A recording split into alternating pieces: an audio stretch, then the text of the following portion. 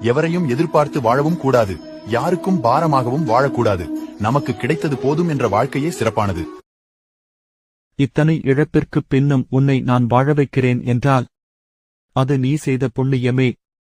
மேலும் இதை வளர்த்துக் கொண்டே போ. உன் வாழ்வின் முன்னேற்றமும் வளரும். நிச்சயம் நல்லது நடக்கும். கழுகுகளை வம்புக்கு இழுக்கிற ஒரே பறவை காகதான். ஆனா கழுகு காகங்களை எதிர்த்து ஒருபோதும் சண்டை போடுறதில்ல. மாறா கழுகு மேல மேல பறக்கும் போது அப்போது காகம் உயர செல்லும் போது மூச்சு விட சிரமம் ஏற்பட்டு தானா கீழே வந்துடும். அது போல நம்ம நிலைய கண்டு கேலி கிண்டல் செஞ்ச யாரையும் நம்ம கண்டுக்காம நம்ம இலக்குல குறிக்கோளா இருந்து வாழ்க்கையில உயர்ந்துகிட்டே இருக்கும் போது நம்மளை கேலி செஞ்ச சில்லறைகள் எல்லாம் தானா சிதறிடும்.